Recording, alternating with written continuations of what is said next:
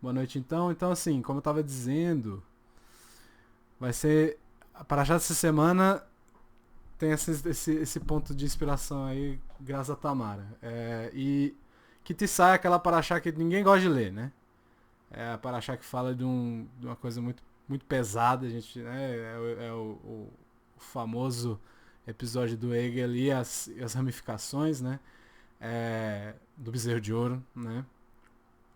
Só que a gente não vai falar necessariamente do bezerro. Dessa vez, acho que é a primeira vez que eu não vou falar disso. E a gente vai falar do que gerou e da consequência, vamos dizer assim. Que é mais ou menos a mesma coisa, tá? É, eu uma vez eu tava andando num shopping aqui de Brasília e eu me deparei com uma situação bem interessante, triste, na verdade. Não vou dizer interessante, vou dizer triste, que era um, um casal andando com os filhos, a filha era bem pequena, estava no colo da mãe, mas o menino já devia ter assim seus 7 8 anos. E aí ele começou a dar um chilique e em determinado momento o pai foi chamar a atenção dele para ele parar de dar o chilique, mas no fim das contas o que aconteceu foi o pai abaixou para falar com o menino no olho dele. O menino foi lá e bateu na cara do pai dele. E aí eu fiquei pensando, se fosse eu, meu pai me virava do avesso. E meu pai não era de bater, entendeu? Mas eu fico imaginando assim, né? E a gente tem uma palavra em hebraico para esse tipo de insolência, né? Não tem uma, né? Foi a palavra que eu usei pro Farley, não foi à toa no começo aí de brincadeira.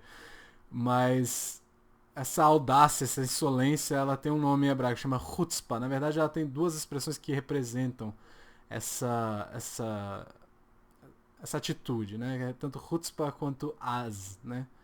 É, então, a gente vai vendo assim que eu, as relações, esse tipo de relação estão mudando, né? E assim, a gente vai ficando mais. A chutzpah tá aumentando, vamos dizer assim, né? Essa insolência ela vai aumentando com o tempo. E isso não é novo, né? A gente sempre tem esse saudosismo, ó, se fosse na minha época não ia ser desse jeito, né? É, calma, Tamara, calma. É, e assim, se você for ver essa ideia de na minha época não era assim, meu pai fala isso, minha avó fala isso também, e é tudo diferente. Na época do meu pai é diferente, na época da minha avó, a época da minha avó é diferente da nossa agora, né? Então, isso não é um problema novo, vamos dizer assim. Então a gente tem essa Mishnah em Sotá no capítulo 9. A Mishnah 15 é o número um aí que eu botei pra vocês, que começa com essa ideia é, é, que é Beikavod Mashiach Chutzpah Isge. Né? Então, nos tempos próximos à época messiânica, a insolência aumentará e os custos de vida serão acumulados, serão altos e vão acumular. Mesmo a videira gerando seu fruto, o vinho será caro.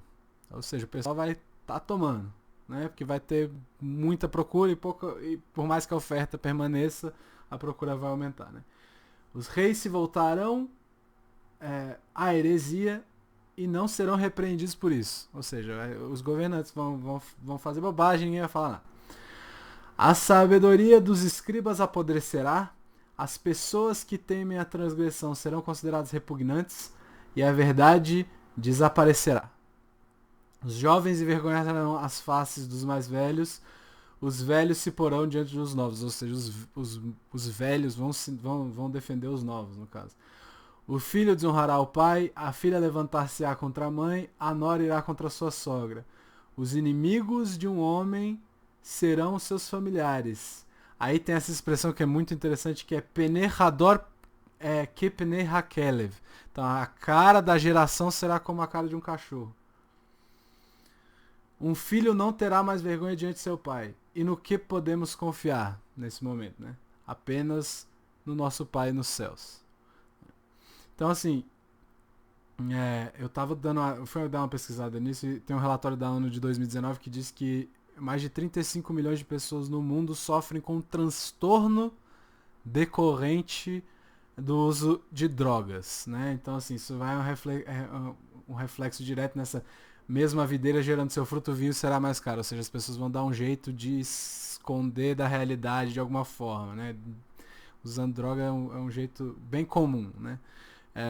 E o relatório também estima que o número de usuários de opioides passa da casa dos 53 milhões. Então é muita gente. Então a Hutzpah vai crescer, segundo essa Mishnah, nessa ideia de fim dos tempos aí. E aí a gente sempre tem que perguntar, de onde é que surgiu a Hutzpah? Né? De onde é que surgiu essa ideia? Quando que foi plantado essa forma de agir? Né? E a gente vê que pra gente já tem um bom tempo. Né? Pelo menos pra gente já tem um bom tempo. Olha aí, no número 2, em Shemot, para essa semana, Hashem falou a Moshe: vai e desce porque o teu povo, o qual fizeste subir da terra do Egito, se corrompeu. Saíram depressa do caminho que lhes ordenei e fizeram para eles um bezerro fundido. Prostraram-se diante dele e sacrificaram-lhe. E disseram: estes são teus deuses, ó Israel, que te fizeram subir da terra do Egito. E Hashem disse a Moshe: tenho visto esse povo, e eis que é um povo insubordinável. Essa é a tradução da Sefer, mas a expressão está em negrito: Amksheorevhu. Eles têm a cerviz dura, são povo de dura cerviz, cabeça dura, né? Então a geração aí cometeu um erro e Hashem chama de Amksheorev, né? Então chama de povo de dura cerviz. E no fim das contas parece ser a grande reclamação de Hashem, né? Olha só, isso aí é só um reflexo. Isso que aconteceu é só um reflexo do Amksheorev. Eu já tenho visto a este povo e eis que é um povo insubordinável. Isso já estava na cara, né? Então, um pouco depois, Hashem diz o quê? Hashem fala: olha, não está dando certo isso aqui. Quem vai na frente de vocês é o Malar. Quem vai na frente de vocês é o anjo. Não vou ser mais eu, né? Aí tá no número 3, né? Enviarei diante de ti um anjo e desterrarei o cananeu, o emoreu, o riteu, o perizeu, o riveu e o jebuseu, né? E aí ele fala que vai ser o Malach que vai guiar o povo. E aí a gente é meio que obrigado... e é interessante, né? Que Hashem diz assim: diz aos filhos de Israel que tu és um povo Amksheorev, Atem Amksheorev, vocês têm a dura serviço. E se por um momento só eu subir no meio de ti, consumir-te-ei, e agora despoje-te do teu ornamento, pois eu sei o que hei de fazer. Então agora se virem aí, façam aí, tira aí a soberba de vocês, deixa pro lado aí e segue atrás do Malar aí, porque se eu ficar no meio de vocês não vai dar certo, né? E aí o Sforno faz uma pergunta que é muito interessante, o comentarista. Ele pergunta: o que quer dizer essa expressão Amksheorev? Né? Número 4. Verhinem Ksheorevhu. Seus pescoços têm tendões de ferro, para que não virem-se em nenhuma direção para ouvir conselhos de nenhuma fonte. Ou seja, eu não vou ouvir ninguém nem nada. É isso que quer dizer. Observando esse fato, não há esperança de que se arrependam. E por isso que a gente fala assim: eu não vou para o meio de vocês, porque senão eu vou ser obrigado a consumir vocês, né? Consumir-te-ei. E agora disposto do teu ornamento, né? Então é isso que o Sforno está explicando aqui nessa parte, né? Então eu não vou escutar ninguém, e isso quer dizer Amksheorev. Sua opinião não importa, e é paciência para você, né? E aí no Vidui, na parte do Alchet, né, que a gente faz o Vidui batendo no peito, né, tem um Kishino Orev. A gente fala roubamos, mentimos, enganamos. Tem um que é Kishino Orev, tá? Que é, no caso, mantivemos nossa dura serviço, né? A dura serviço ficou, né? Então a gente pede perdão por isso também no Yom Kippur, por exemplo, né? E aí o Hayadam explica o uso da expressão aqui, né? Então, o uso da expressão no Sidur, no caso do Vidui, né? Então, baseado no versículo Tissá, já que ao ouvir uma crítica construtiva, nossa resposta deveria ser: vou pensar sobre o que você me disse e não ignorar isso que foi dito. Ou seja, em vez da gente fazer isso, o que a gente faz? A gente ignora. É isso que o Chaim Adam está dizendo. O Netziv fala uma coisa meio parecida, que é aquele que não é capaz de superar a natureza, sua própria natureza, é chamado de dura-serviço. O povo foi chamado de azim, de teimoso, de insolente e atrevido, né? Essas três definições que ele dá para a palavra azim, que é essa palavra que tem o mesmo significado muito parecido com a palavra chutzpah que a gente estava falando antes, né? Então, os dois citam essa ideia. Então a gente sabe que o bezerro não foi o melhor momento do povo, né? Foi um momento complicado, foi um momento difícil, foi um erro e tanto, né? E Hashem percebe essa ideia, que a Mishnah falou, essa chutzpah, e fala, Am ksheorevhu. Ele fala, vocês têm dura serviço, vocês só fazem o que vocês querem. Vocês não aceitam o conselho de lugar nenhum. E é isso que o Sforno falou, né? Se a gente continuar na Parashá, a gente vai ver, na verdade, voltar um pouco, no número 5, chamou 32, no primeiro verso, e vai dizer assim, e viu o povo que Moshe demorava a descer do monte. Isso que gerou o problema todo. O povo ficou ansioso. E se juntou o povo a Aharon e disse-lhe, levanta-te, faz os deuses que andem diante de nós. E aí é muito importante a gente ver. Tem uma interpretação que diz aqui, eles estão querendo dizer que eles querem um Deus e tal. Calma lá, o Beit HaLevi ele vai explicar que, e alguns outros também vão dizer que o Hegel, na verdade, é um produto de uma espécie de um conhecimento cabalístico que eles tinham na época, né? Que eles tinham a ideia que o Mishkan iria existir a partir desse conhecimento cabalístico. E eles queriam adiantar esse processo, eles queriam trazer a presença divina para o mundo real, para o mundo físico, que é o papel, no fim das contas, do Mishkan e do templo, né? Então, eles queriam, a ideia inicial era essa, a ideia inicial quando eles falam assim, que andem diante de nós, ou seja, eles não queriam necessariamente um Deus, eles queriam uma espécie de um guia, que era o que era Moshe, né? Eles não chamam Moshe, a palavra aí é Elohim, né? Cadê?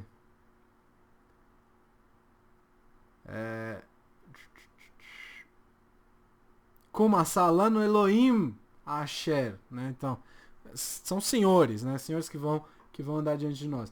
Porque a este Moshe, o homem que nos fez subir da terra do Egito, não sabemos o que vai acontecer. Ou seja, a gente precisa de continuar com guia. A gente não tem esse guia, né? Então essa é a explicação do Beit HaLevi, que eles queriam trazer essa presença divina para o mundo dessa forma. E Aharon, sendo um dos mestres desse tipo de conhecimento, desse tipo de segredo, eles foram até ele e esse era o plano deles, que era um plano bem ambicioso, vamos dizer assim, né? E de onde que sai essa ideia de Yom Kishorev? A partir disso. Onde é que a gente pode ver o Yom Kishorev? E aí, a explicação é do Or HaChaim, que está aí logo em seguida.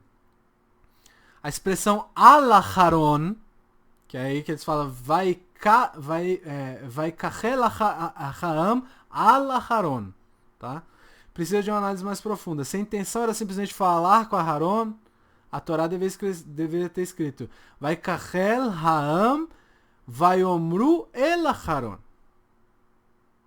Então eles deveriam ter falado com Aharon. Se juntou o povo e falou com Aharon. Essa é a explicação que o Or HaChaim dá. Talvez o significado aqui seja que o povo tenha se juntado para forçar ou matar Aharon. Para forçar Aharon a fazer ou matar Aharon. Porque Al quer dizer em cima, quer dizer sobre. Ou seja, eles partiram para cima de Aharon. A expressão que a Torá está usando é vai kachel Haam al Aharon. Então eles estão indo para cima de Aharon, eles não estão indo conversar com Aharon, né? E eles disseram, levanta-se e faz para nós Deus, ou te mataremos. Essa é a explicação do Or HaChaim. Nossos sábios, em Sanedrin 7a, nos ensinaram que o povo já teria matado Hur. Hur é filho de Miriam, e era um dos líderes do povo na época. E isso dá força à tese de que o povo se juntou contra Aharon, né? Então, a expressão Al é uma expressão que indica essa teimosia. A gente não quer seu conselho. A gente tem esse plano e a gente vai seguir com esse plano, só que só você que vai fazer. Só você que tem o conhecimento para fazer. Não é, olha, a gente tem essa ideia, o que você acha? Né? Outro indicativo, segundo o Or HaChaim, é essa expressão. Kum ase lanu Elohim asher yachem lefanenu, né? Então, que faça essas coisas para andar na nossa frente, né? Essa expressão kum também é problemática, que é a expressão levanta-te, né? Se levanta aí. Por quê? A gente vai ver duas diferenças. Por exemplo, no número 6 tem em Bereshit Yaakov usando essa expressão e logo depois tem Esav. Eles usam a expressão no mesmo contexto. Que Yaakov volta com as coisas se fingem de Esav, e Yaakov disse a seu pai: eu sou Esav, seu primogênito, fiz como me falaste, vem, rogo, senta-te e come da minha caça para que tua alma me abençoe. E ele usa essa expressão, kumna. Então levanta-te, por favor. Tá? E aí Esav, um pouco depois, no 31, vai dizer assim, ele fez também, mas já trouxe seu pai e disse, levanta-te. Ele só usa a expressão kum. Né? Yakumavi, levanta-te, pai. Né? Então, meu pai, no caso. Então, a gente vê a diferença. E aí o Rashi explica de uma forma bem interessante. Né?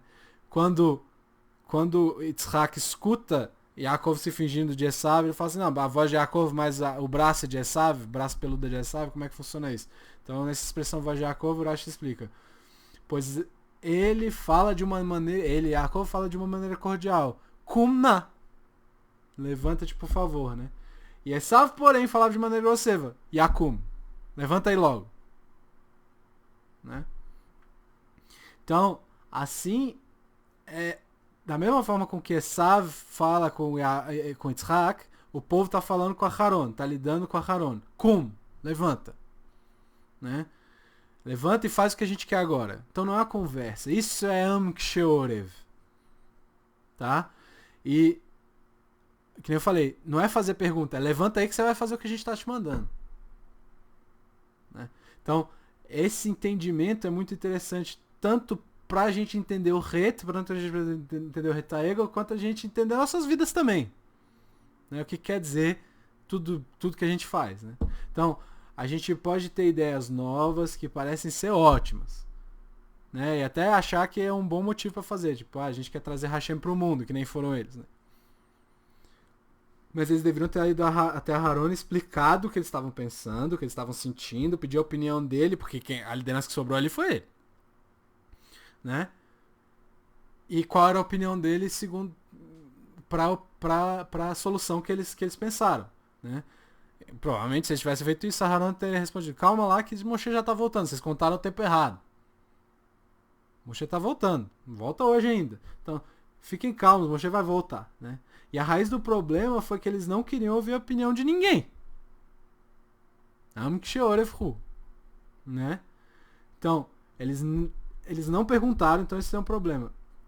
Tem uma história muito interessante, que é da Sarah Schreiner, que ela foi uma grande revolucionária da educação judaica. Ela que meio que criou as instituições que a gente chama de Beit Yaakov, que são as instituições que ensinam Torá para as moças, né? Mas no lugar dela simplesmente gritar e falar assim, eu vou fazer, pronto, acabou, ela foi buscar a opinião das pessoas que sabiam mais que ela. E ela não queria só falar o que você acha, o que você tem a me dizer para melhorar a ideia. Então ela foi nos Guidolim, ela foi nos grandes sábios, ela foi perguntando um por um. Todos apoiaram a ideia, todos falaram o que poderia ser feito, o que talvez não seria legal ser feito. E aí ela criou. Então essa revolução dela, foi uma revolução, na verdade é um exemplo para todas as revoluções possíveis. Então, ok, a gente pode revolucionar, pode, mas é bom perguntar antes para quem sabe mais. Né? Então, assim, a opinião ela foi guiada pelos Guidolim nesse caso. Né? Então, e esse foi o grande momento, o grande erro no momento do Hegel. Foi falar, a nossa revolução é nossa, a gente vai fazer o que a gente quiser. Né? Então a gente pode perguntar, né? Por eles parecerem tão dependentes de Moshe, né? Por que eles não iam confiar nos outros líderes? Né? Qual que é a lógica disso? Eles confiavam em Moshe. Eles reclamavam, mas eles confiavam em Moshe.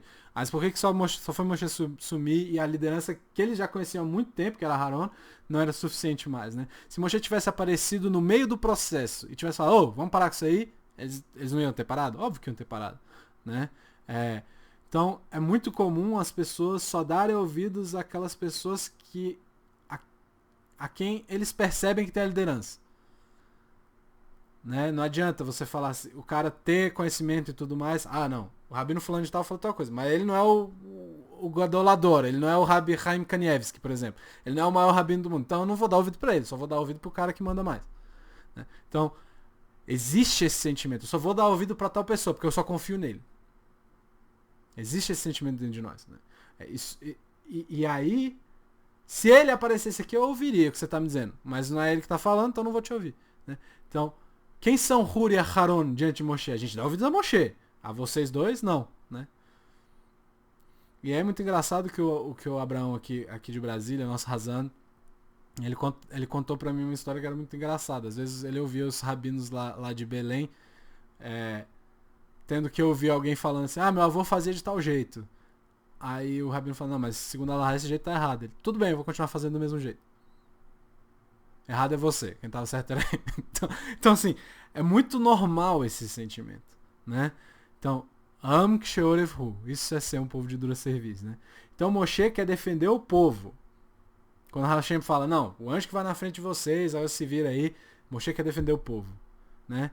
Moshe quer rebater essa ideia de que Am Ksheorevhu, de que nós somos um povo teimoso, né? E de que todos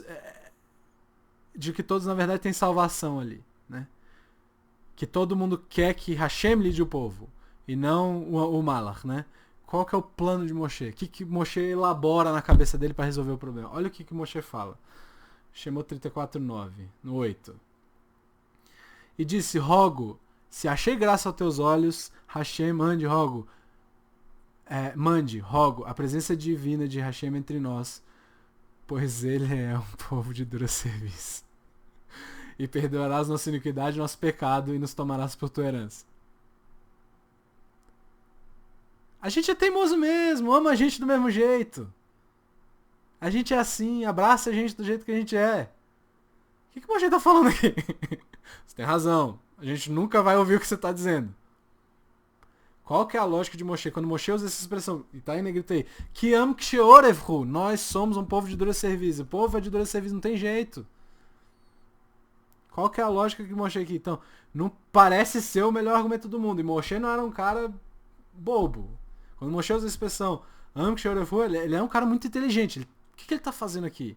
Quando a Hashem fala, o problema é que vocês têm a dura serviço, um povo de dura serviço. Aí Moshe vira e fala assim, não, mas nós temos dura serviço, ame a gente.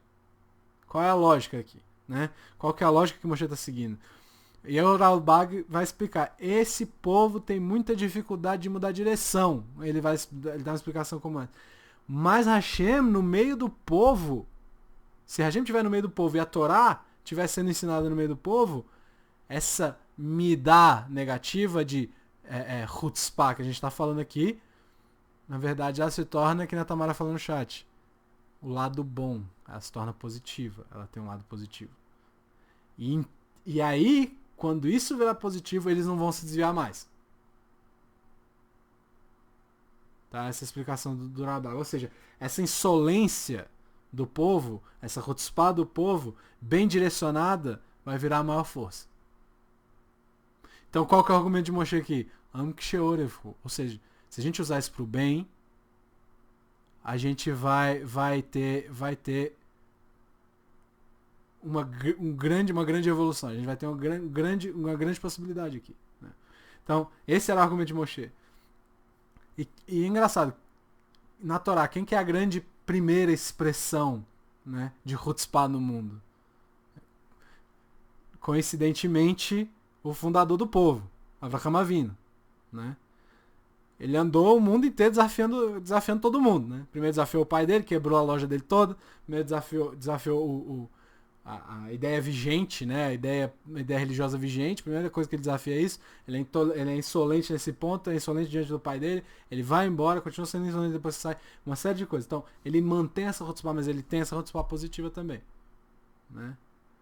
Então, a ideia aqui é que, por ele ter feito isso, ele meio que fez com que Adão e Rava foram enganados. É diferente. a Avraham andou sozinho. Já vou responder outra coisa aí no final. Deixar pro final. Então, a gente tem esse poder, né? Então Moshe diz que direcionando essa midá, essa teimosia, essa insolência, a gente vai ser a nação com uma grande força espiritual. A gente vai poder levar para frente essa ideia. A gente vai poder continuar seguindo. Se a gente aprender com Abraham, por exemplo, a gente pode continuar seguindo, né? Então, a gente tem esse poder dentro de nós que a gente pode chamar de chutzpah ou de azut, né? Essa intensidade, essa teimosia, que ela pode ser usada tanto para o bem quanto para o mal, né? E aí, Pirkei Avot, a gente tem essa Mishnah em Pirkei Avot no 9, já vi que vai dar discussão no final, tô gostando. Já vi, Mishnah no 9, Pirkei Avot, no capítulo 5, Pirkei Avot, na Mishnah 20.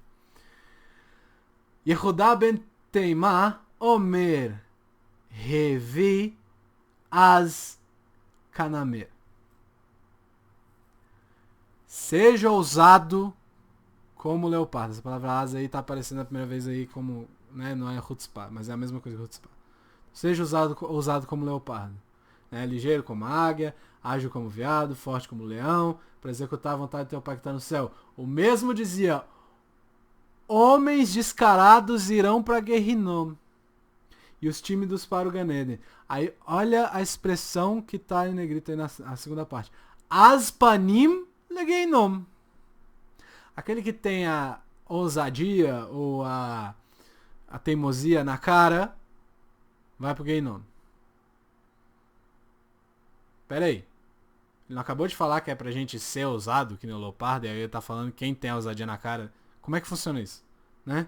Aí essa mesma Mishnah tá dizendo que a gente tem que ser as como o leopardo, mas logo depois fala que as panim é ruim, que esse atrevimento é ruim. Não só isso, tem uma coisa que tem uma reza no final. Seja do teu agrado, Hashem, nosso Deus, Deus dos nossos pais, que edifique o santuário brevemente em nossos dias e nos faças participar da tua Torá. Quem no Betorater. Inclusive a gente faz essa reza depois da Amidá, né? Então, qual que é a diferença entre esses dois, né? E por que ele termina com uma reza? Por que Yehudá ben Teimá termina com uma reza? Inclusive, que nem eu falei, é feita depois da Amidá. Então, a gente vai tentar entender essa chutzpah positiva, essa negativa, e o que essa reza está fazendo aqui no meio. Tá? O que é azut saudável? Porque parece ser um dos ingredientes mais importantes nessa avodá, né? Que tá falando aí, ó. Seja ousados, rever as canamer, né? Então, seja ousado, seja teimoso como leopardo, ligeiro como a águia, ágil como veado, forte como leão, para executar a vontade de Hashem. Isso quer dizer, né? Então parece não ser qualquer coisa isso. Primeiro que aparece, é a primeira coisa que aparece. Normalmente segue uma ordem aí, né? Então isso é mais importante do que você ser ligeiro, do que você ser ágil, do que você ser forte. Então o Tur, ele antes de começar a falar de Alahá, né, ele diz que antes da gente ser rápido, ele fala que antes de ser rápido, forte, a gente tem que ter chutzpah. A positiva, seguindo mais ou menos a ideia dessa Mishnah aí, né? Porque ele é um dos princípios, a chutzpah é um dos princípios que nos guiam, um dos mais importantes. Porque às vezes a gente quer fazer uma coisa positiva, mas fica com aquela pulguinha atrás da orelha, aquele medinho que a gente tem dos outros julgarem a gente. Ah, mas fulano vai ver eu fazendo tal coisa. Às vezes o cara vai olhar e vai ficar me julgando.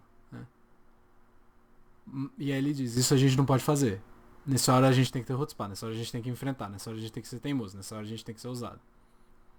A gente não pode aceitar essa situação e falar assim, tudo bem, não vou fazer porque vão me julgar. Sendo que é a coisa certa a ser feita. Tá? Aí tem uma Gemara em Beitzá, 25b, número 10. Foi ensinado em nome de Rabi Meir. Por qual razão a Torá foi dada para o povo judeu? Ele pergunta. Porque são insolentes, teimosos. Mipnei shehen azin.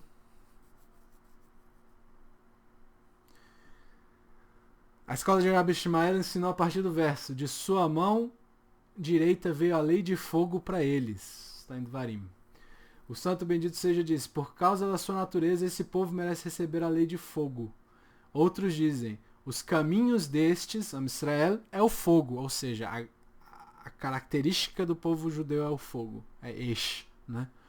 Se não fosse pela Torá dada para o povo judeu, nenhuma nação ou língua seria capaz de contê-los. Fogo descontrolado também é ruim. Fogo é bom, mas se você deixar rolar, consome tudo. Então a gente recebe a Torá, que é essa chamada lei de fogo, porque nós somos fogo, por sermos Am Ksheorev. Né? Hashem nos dá a Torá por causa disso. A Gemara continua.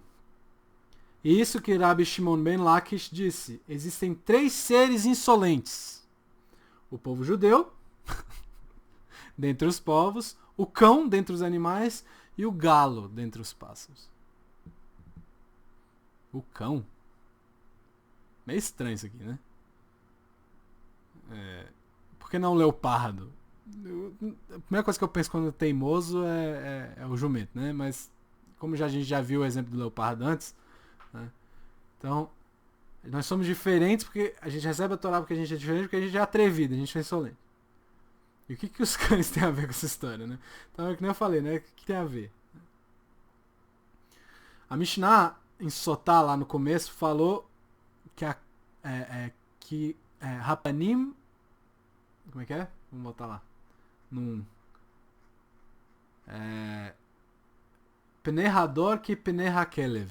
Que a cara da geração será como a cara de um cachorro. Né? Então, além disso, fala que a gente é bom em Hutzpah, né? Que a Hutzpah vai aumentar e tal. O que isso tudo quer dizer? E o Rabbi Shimshon Pincus, ele tem uma história muito interessante que ele foi falar com os Hilonim, né? Que são os seculares lá em Israel. E aí ele tem uma conversa muito interessante. Ele conversando assim: se eu falasse para vocês tentarem ser Shomer Shabbat, a resposta que ele recebia normalmente era: não, obrigado, tamo bem. E se eu contasse para vocês a beleza do Shabbat, do ser Shomer Shabbat? Obrigado, tô bem, tô tranquilo, não precisa não. Se eu te falasse o quanto que faz bem pro teu corpo o Shabbat? Não quero não, obrigado. Normalmente essa era a resposta que ele recebia. Mas se ele mudasse o discurso, ele perguntasse assim: e se Hasve Shalom, as nações em volta que dominassem Israel, e falassem assim: agora todo judeu é proibido de cumprir o Shabat? Aí os caras falavam: aí que eu vou cumprir o Shabat mesmo. Aí eu faço. Então assim, né? Famosa, né? O que é... E assim, é interessante que essa análise dele vira uma análise quanto ao helenismo na época de Hanukkah também. Se eles tivessem deixado quietos coisas que a gente é obrigado a fazer e ninguém faz porque não quer, talvez o plano deles tivesse dado certo e todo mundo tivesse sido assimilado. O problema é que eles proibiram coisas que não podiam proibir. E aí o povo começou a brigar. Mesma coisa aqui na história do Rabbi Shimshon. Continuando. Na número 10... 11. Evamot, 79a. Davi disse: 3 são marcas distintas dessa nação, o povo judeu. Eles são misericordiosos, modestos e agem com bondade. Tá parecendo meio diferente aí, né? Ele tá falando de Rabaishanin, né? Que tem vergonha, que eles são modestos, que eles se escondem, né? Então, isso seria o contrário de Hutzpah. E a gente tá discutindo Hutzpah aqui. Então, qual que é o certo? É o que o Rabbi Shimon ben Lakish disse logo em seguida, que é insolente ou é modesto? Qual que é a lógica? Né? Qual que é o certo? O que a gente é? Como que a gente pode ser os dois ao mesmo tempo? Né? E o Marshá, que é o grande comentarista da Gemara, ele meio que explica que a Gemara em Beitzá não está falando de força, vamos dizer assim, mas sim de um tipo de Hutzpah específico que existe no meio de Israel. Né? Um tipo de insolência que existe. É essa que a gente está discutindo desde o começo. Eu não me importo com o que você acha de mim, eu não importo com o que você está dizendo, eu não me importo com o seu conselho. Né? Então a gente não escuta os outros. E essa é a teimosia do povo que vai falar com a Haron, inclusive. Vai falar assim: a gente não quer escutar a tua opinião, a gente quer que você faça. Né? E consequentemente, o aspecto negativo também. Né? Mas uma vez no caminho certo que a gente falou, aí a gente pode usar essa Hutzpah para o bem, que a Tamara falou aí no chat, né? Então, a Gemara, Yevamot, segundo Marchá, a gente pode, a partir da Torá, aprendendo, perguntando, buscando, a gente pode guiar essa Hutzpah, a gente pode guiar nossa teimosia para um bom caminho. E, ao mesmo tempo, criar essa vergonha saudável. A gente não precisa ficar mostrando tudo o tempo inteiro, né? A gente não acredita aquela conversa de que é bonita para se mostrar, né? Então sim, se a gente ignorar a instituição da Torá, sem a humildade, o que sobra é o quê? Esse fogo que consome tudo. Que nem a Gemara falou lá em cima. E, infelizmente, existe esse estereótipo no meio do povo. O pessoal, quando vai dar uma de antissemita, sempre fala, porque power hungry, né? Que é sempre poder, que é influência, que a gente domina tudo, mesmo sendo 0, sei lá quantos % da população, uma quantidade pequena. Né? Mas também falam, o judeu é muito agressivo, né? É porque tá descontrolado esse negócio. Né? Então a gente sabe que não é bem assim. Né? Mas agora a gente vê que a gente tem essa midá que faz com que a gente sempre busque e que nunca a gente esteja satisfeito. Essa característica de Hutzpah. Ela faz com que a gente continue se mexendo e com que encher a nossa barriga seja difícil, certo? Então, esse fogo, ele não se apaga, isso é importante.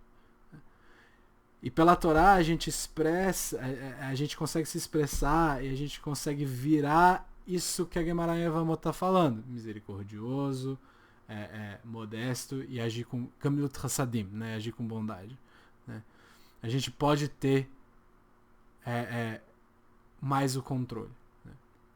Então, quais são os grandes desafios para usar essa midá? Para a gente conseguir tirar alguma coisa dessa midá, dessa característica? Primeiro é mais fácil. Quando a gente tem que lutar, a gente luta. A gente se levanta e luta com todas as nossas forças. Está claro na história. A gente tem vários exemplos, infinitos exemplos disso. Né? O problema é quando a gente está de boa. Quando a gente não tem que lutar. A gente começa a se acostumar com essa inércia, né, do parado. E com isso a gente fica confortável. A gente acaba se deixando levar pela maré. Né? E o Rabi Noah Weinberg fala, a pior coisa do mundo é uma pessoa acomodada. Né? Muito complicado lidar com uma pessoa acomodada. Porque ela não quer melhorar. Se piorar tá tudo bem também, porque ela tá acomodada, ela não precisa se mexer. E que nem ele fala, qual é a maior comodidade do mundo? Alguém fala pra ele, dormir. Um pouquinho mais. O que é o dormir exacerbado? É morrer. Né? Esse mundo, segundo o Rabbi Noah Weinberg, é o mundo da atenção. A gente está aqui para prestar atenção. A gente está aqui para estar atento, para estar alerta. Né? Então, a gente começa a acreditar que não vale a pena lutar. A gente começa a não aproveitar esse poder, esse fogo interno que a gente tem. Né? E quando a gente tem que lutar, e a gente levanta para lutar, isso transforma a gente. Né? Segunda questão é, eu não vou me esforçar porque isso não é pra mim. É muito difícil, é muita coisa. E eu sei que tem gente aqui que até pode pensar isso, mas não age dessa forma. E eu acho isso muito bacana. Eu já conversei com algumas pessoas aqui. Tem muita coisa pra fazer, mas tá fazendo. Não tá incomodado com isso. Né? Então, a ideia de eu não vou me esforçar porque isso não é pra mim, isso é muito difícil, o Tiferet Israel explica que aquele Pirkei Avot que a gente leu, que diferencia entre a azut boa e a ruim, e ele explica que a pessoa nunca pode pensar quem sou eu? O que minha vida vale, afinal? O que adianta eu fazer as mitzvot? Eu nunca vou conseguir fazer todas mesmo. Né? Ou isso não é pra mim, porque eu não tenho capacidade de aprender isso. Eu não sou inteligente o suficiente, eu não sou esforçado o suficiente, eu não sou forte o suficiente. Né? Ele diz, a gente não pode dizer essas coisas de nós mesmos. Né? E aí o Hafetz Haim fala assim, você não pode falar Lashon Hará nem de si mesmo. Isso, teoricamente, para ele entraria como Lashon Hará. Né? Então, a gente deve ser como leopardo, internamente pro Tiferet Israel. Né? E não fazer um alvoroço externo. A ideia é lutar contra nós mesmos e contra o nosso sentimento de insignificância dentro de nós. E aí tem uma frase muito bonita que as escolas de Mussar usavam quando a gente ia falar de humildade. O que é você ser humilde? É você saber qual é o teu lugar no mundo. Não é você se apequenar diante de certas coisas. É você ocupar seu espaço. E a frase é: o mundo foi feito para mim, vírgula. Eu sou pó e pro pó vou voltar. Ou seja, você é tudo e nada ao mesmo tempo. Então você não tem o direito de dizer que você é um ou outro só. Tá? É essa a ideia. A Yeshivá de Slobodka, né, que era uma yeshivá forte em Mussar, eles diziam que a maior transgressão possível é você se subestimar. Você falar, eu não dou conta. E isso é ser aspanim. É esse que vai te levar pro Geinom. Mas o as do leopardo é você nunca se subestimar. Nada te dá medo. Essa é a teimosia, essa é a insolência que vale a pena. E ele continua explicando, dizendo que toma cuidado, porque você não pode se acostumar com a Hutzpah ao ponto de externar essa Midá o tempo inteiro, ao ponto dela estar sempre te guiando, ela está sempre te empurrando para frente, só ela te empurrar. Né? Isso é aspanim. Quando a tua Hutzpah tá só na tua cara, quando você é insolente, simplesmente para ser insolente, para falar assim, olha como eu sou sabichão, alguma coisa parecida, aí é um problema pro Tiferet Israel. E por que a Mishnah termina com uma reza? E eu volto lá na Mishnah. Porque a volta. Que seja o teu aguardo, Hashem, nosso Deus, Deus nossos pais, que edifique o santuário, brevemente, nossos dias. Veten helkeinu betoraterra. Que nós façamos parte da Torá, que nós tenhamos nossa porção da Torá. E aí ele explica que por causa da Mishnah lá em Sotá, aquela que a gente leu lá no começo, de que a Hutzpah vai aumentar, de que tudo vai ficar mais complicado, que a gente vai ter nos tempos de Mashiach, a gente tem que saber que essa Hutzpah existe na Neshama de Israel, na Neshama Israel, na alma coletiva do povo, vamos dizer assim. Então, quando a gente fala dessa midá, a gente pede pela nossa porção da Torá, que permite que a gente use essa força para o bem e não para o mal. Fala assim, o que guia? Ele está falando aqui, ele está explicando. A explicação do Tiferet Israel é basicamente isso. O que é bom? É ser como leopardo. E o que é ser como leopardo? É você ter a porção da Torá para guiar essa ideia. O Rabi Yeheskel Yekuziel Halberstam, né? Ele foi um dos grandes caras da época do Holocausto, vamos dizer assim. Ele perdeu a esposa e os 11 filhos dele. Só ele sobreviveu. E depois que ele sobreviveu, ele passou por Auschwitz, ficou um bom tempo em Auschwitz e não morreu. Ele tentou se manter observante ainda dentro de Auschwitz. Ele não comia uma série de coisas, ele passava fome, ele tentou fazer o Yom Kippur até onde deu. Então, assim, um cara que lutou. Ele se recusou a ser tratado de forma desumana. Ele se recusou a deixar de ser judeu. Recusou a deixar de ser gente. E quando ele saiu, ele fez com que a missão dele fosse, no pós-guerra, reconstruir o povo. Então ele lutou para juntar dinheiro para reconstruir sinagoga, para construir yeshivot, para construir Beit Yaakovs, para construir tudo que você imagina. E ele se encontrou nos Estados Unidos em determinado momento com um dos judeus mais ricos do mundo na época. E ele tinha um plano bem audacioso, e ele mostrou o plano, e isso ia custar milhares e milhares e milhares de dólares. E aí ele ouviu do senhor o seguinte, ele ouviu, eu vou fazer o meu melhor, mas isso aqui tá bastante, não sei se vai dar. Aí o Rabbi Halberstam olhou pra ele e falou assim, antes da guerra, eu sequer carregava o meu talit e o meu tefilim pra sinagoga, porque tinha alguém pra carregar. Eu era o rabino, todo mundo gostava de mim, então as pessoas queriam me ajudar.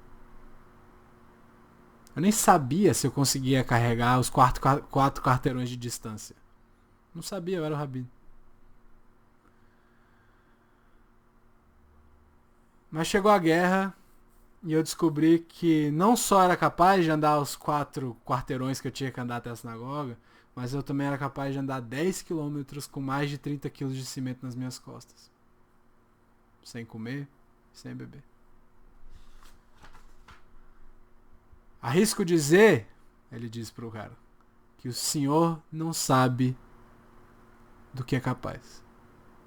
Nós precisamos lutar para reconstruir o Am Israel. Eles tentaram destruir a gente, mas a gente não pode deixar. Isso é chutzpah positiva. E aí eu sou obrigado a citar a Tamara, que dá o sangue aqui pela comunidade de Brasília.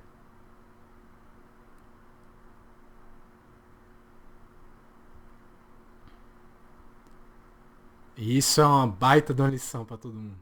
Porque a gente não tem dinheiro, as pessoas são difíceis. Pergunta se ela tá aí. Carlos também tá aqui. Carlos também dá o sangue. Então eu agradeço muito essas pessoas por tudo isso que estão me ensinando. Que a gente tenha o mérito para continuar lutando. Que a gente possa sempre mais. Que a gente possa ter essa chutzpah positiva. Vai lá, pessoal. Obrigadão.